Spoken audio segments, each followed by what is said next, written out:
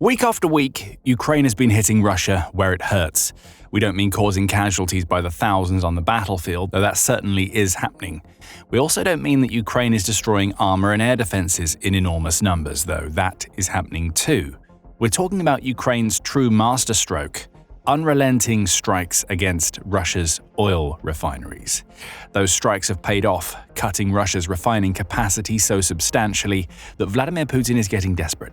Russia's president has no other option.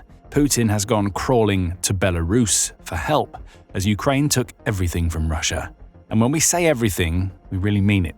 On October 1st, the Kyiv Post published an article in which it pointed out that Ukraine's strikes against Russia's oil refineries have now taken a staggering 38% of Russia's refining capacity.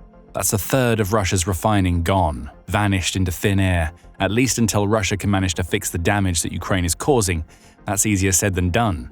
Ukraine has been hitting Russia's refineries since 2024, though it didn't cause this sheer scale of problems initially. The difference now is that Ukraine has evolved its strategy.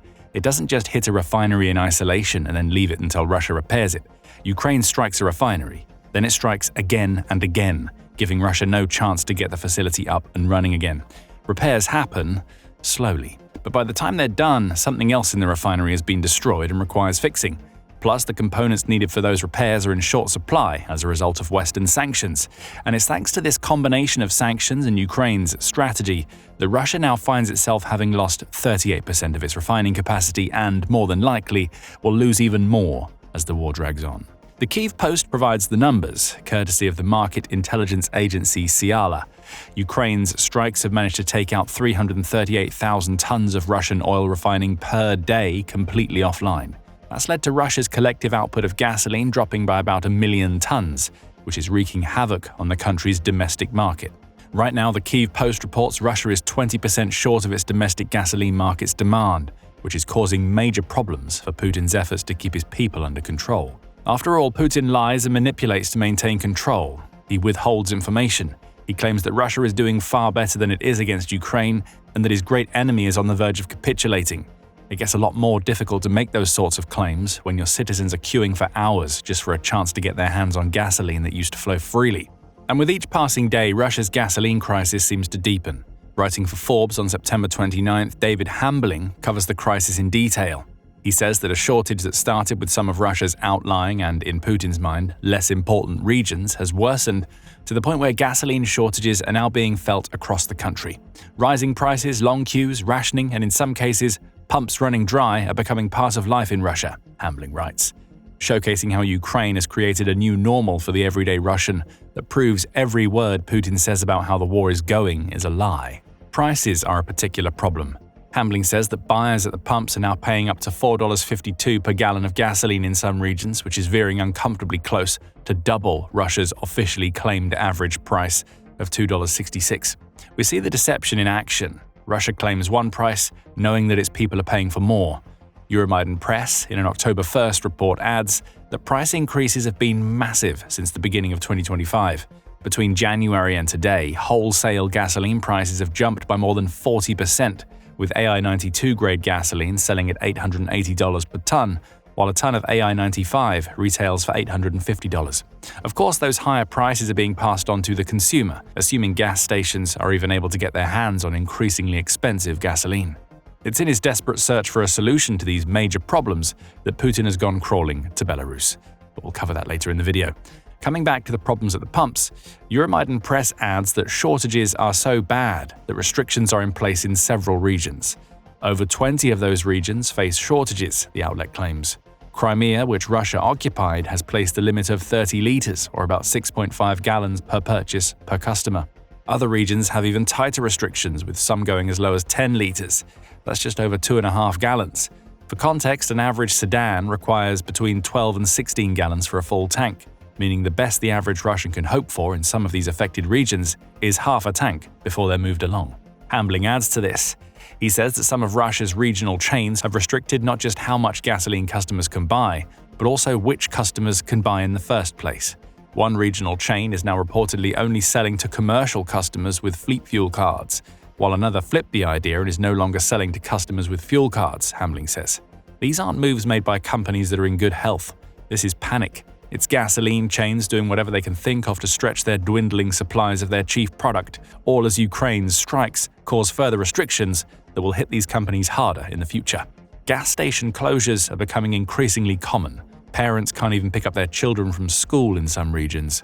And despite Russia's leadership doing its best to convince the public that nothing is untoward, going as far as to ban footage of drone strikes on refineries from being shared, Putin has to face the reality of Russia's situation. These shortages tell Russia's people that bad things are happening. One of the world's most oil-rich nations is running out of gasoline, and that can only be happening for one reason: Ukraine is destroying Russia's refineries. In an October 1st report, the Moscow Times puts it bluntly. Putin can't hide Russia's gasoline crisis, the headline blares. It points out that many of the head honchos in Russia's fuel industry are trying to frame what is happening as a temporary period of shortage that will be resolved soon. But it isn't. The Moscow Times says these shortages aren't a wartime inconvenience, they're a warning flare, a massive red flag that is showing the average Russian that massive cracks are forming in the wartime economy Putin has created to sustain a special military operation that has lasted years when it was supposed to be over in days. Meanwhile, Russia is sinking deeper into recession. VEB, the state-owned development bank that bankrolls major government projects, now forecasts GDP contracting by 0.6% for 2 straight quarters, a textbook technical recession, the Moscow Times reports. Think about what that means in the context of the gasoline price increases we mentioned earlier. A contracting economy means less money to go around for a general public that is already being squeezed of every last ruble when buying food and now gasoline. Something has to give, and it may just end up being Putin's grasp on leadership. Of course, Putin doesn't want to relinquish the presidency, and in his desperation, he has gone crawling to a nation that for so long has appeared to serve as a puppet state for Russia: Belarus. Belarus and Russia have maintained a steady, though at times contentious, relationship when it comes to energy. It was only in 2010 that Russia was cutting Belarus off from gas supplies due to debts, so the relationship between the two nations has never quite been as rosy as it would seem, given Belarus's role in facilitating Putin's Ukraine invasion.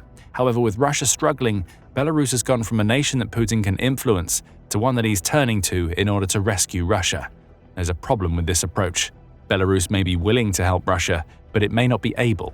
Euromaidan Press reports that September 30th saw the Eurasian Economic Commission, or EEC, of which Russia and Belarus are members, temporarily suspend import duties on all fuel. This is obviously a move designed to help Russia in its moment of need, as it clears the way for Russia to start buying refined oil products in droves from Belarus without having to pay any form of import tax.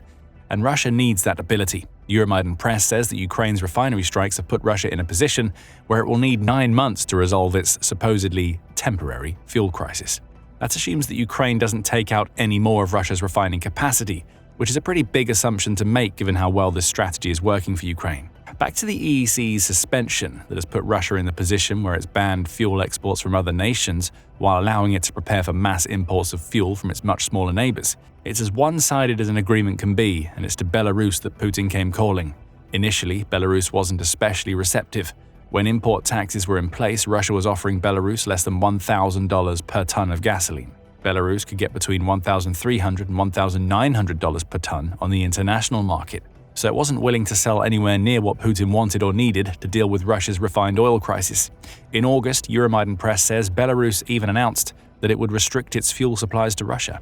Except it didn't actually seem to do that. Between July and September, Belarus has sold 36% more petroleum products to Russia via the St. Petersburg exchange than it did during the same period in 2024. That amounts to 97,000 tons of petroleum products. Of those products, the two most important to Russia are gasoline and diesel. Sales of both by Belarus to Russia skyrocketed in September. Belarus sold 168% more gasoline to Russia in September than it did in August, with diesel sales increasing by a smaller, though still impressive, 83%. So all signs now point to Belarus being on board with selling gasoline and diesel to help Russia.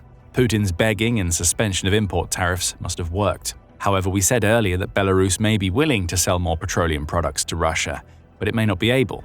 The reason is that Belarus relies heavily on its own refineries to ensure it meets its own domestic demand for gasoline. Euromaidan Press outlines why there is such a problem. Belarusian refineries have an annual production capacity of only 3 to 4 million tons of gasoline, with 2 million tons consumed domestically, while Russia consumes 3 million tons of gasoline in 1 month alone, the outlet says. You likely see the problem. Anywhere between half and 2/3 of Belarus's gasoline production is already tied up in its domestic market. That leaves between 1 and 2 million tons of gasoline left over for the entire year. Those numbers are fine for a small nation when it isn't under pressure to produce more. Belarus handles its own gasoline needs and has a surplus to sell to boost its economy. However, that annual surplus isn't even enough to cover a single month of Russia's gasoline consumption, especially at a time when Russia is using more gasoline than ever before due to the war. Putin is begging for scraps. And though Belarus is willing to drop those scraps from the table, they're nowhere near enough to sustain Russia's massive gasoline needs. Belarus does have another idea for how it could help Russia out. On September 26, Reuters reported that Belarus has suggested that it may be able to supply nuclear energy to the occupied regions of Ukraine. Belarusian President Alexander Lukashenko put the idea to Putin when the two met for talks in the Kremlin earlier in September. If a decision is made, we will immediately begin building a new power unit or a new station if there is a need for electricity in Western Russia and in the liberated regions, Lukashenko announced following the meeting. That's helpful to an extent. Putin can use any help he can get when it comes to supplying any sort of power to the occupied regions of Ukraine. However, this offer doesn't do much to help Russia with its gasoline crisis. Putin can't even claim that Belarus's nuclear energy will replace gasoline-derived energy. Russia generates the majority of its electricity using gas and coal, with the rest coming from renewables. Gasoline doesn't even enter the picture, meaning Lukashenko is offering Putin a bunch of oranges when what he really needs is more apples. Again, we come back to the point we made earlier. Belarus may be willing, but it isn't able. No matter how much Putin begs, Belarus can only offer what amounts to a band-aid for the gaping wound that is Russia's gasoline crisis right now. And Belarus isn't going to offer much more than that. Lukashenko is smart enough to know that he can't hurt his own people to serve Putin's needs, whether he wants to or not. Even if the Belarusian president made the terrible decision to sell all of the gasoline his country produces to Russia, that would still only be enough to cover a month or so of Russia's consumption. Putin has to know this, which only goes to show the depths of his desperation. Even the small amount of gasoline Belarus can provide is better than nothing, as Russia deals with worsening shortages thanks to Ukraine's strikes. And that leads us to what the future may hold for Russia, and it doesn't look good. Russia's refined oil situation isn't going to get better because Ukraine's strikes are only becoming more frequent and intense. On August 28th, Ukraine broke its record for taking Russia's refining offline, Reuters reports. Ukraine's drone strikes took an estimated 3.1 million tons of Russia's refining offline in that month, leading to a total of 6.4 million idle tons when accounting for planned maintenance. That was 65% higher than the previous estimates, and Putin would have hoped that it couldn't get any worse from there. It could, and it did. The Kyiv Post says that September's outages were so high that they surpassed the record-breaking August. Breaking things down into daily numbers, September's offline refining exceeded the 206,000 tons per day seen in August. Russia's worst months beyond that also don't even come close.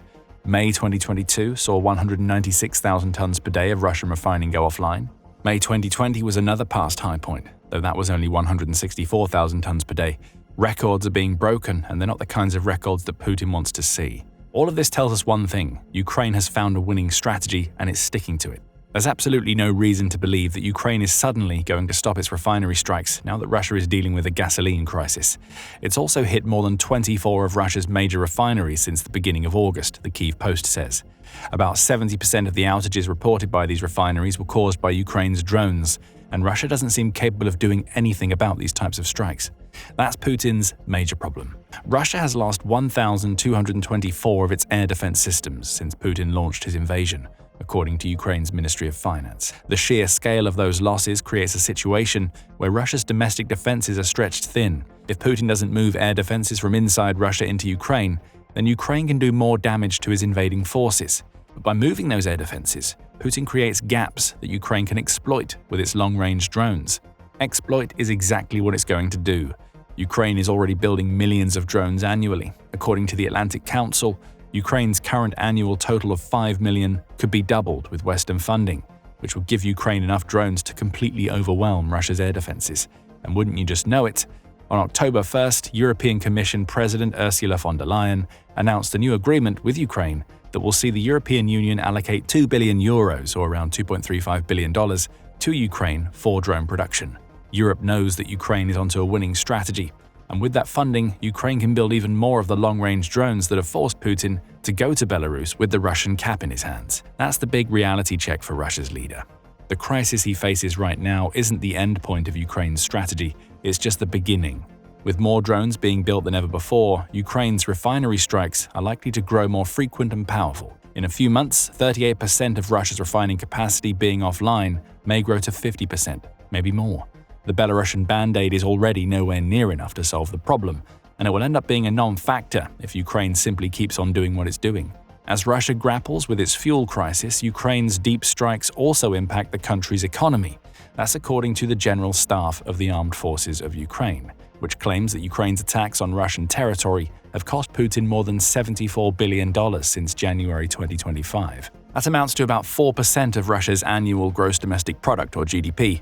That may not seem like much in percentage terms, but it's a substantial loss for a country that's already grappling with a burgeoning economic crisis. So no, Ukraine's drone strikes aren't going to stop. They're getting too many good results for Ukraine, so Putin can't hang on to any sort of hope that Ukraine is going to relent. The Russian fuel crisis, which is already going to take at least 9 months to fix, is only going to get worse. What we may be seeing here is the slow death of one of the world's energy superpowers in real time. After all, Russia is built on a foundation of oil and gas sales. The Oxford Institute for Energy Studies says that oil and gas revenues account for about 20% of Russia's GDP and up to 50% of its total federal budget revenues during any given year. The more Ukraine attacks Russia's refineries and other energy infrastructure, the more these numbers are going to drop. After all, Russia can't sell a product that it's producing in such limited quantities that it isn't even able to serve its domestic market. Putin's desperate plea to Belarus hasn't gone unheard, but it's a plea that will make no difference given how low Belarus's gasoline output is. Putin has only one way out of the crisis. He has to end the Ukraine war before the Ukraine war ends him. As willing as Belarus seems to be to help Putin out this time around, even if it can't do much, Russia's leader has to be wary of relying too heavily on his ally. Belarus isn't in great shape itself. The country is imploding as Putin's war destroys everything to the point where Russia may not be able to rely on Belarus for much longer. Find out more in our video, and remember to subscribe to The Military Show for more coverage of the Russian fuel crisis caused by Ukraine's drone strikes. And thank you for watching.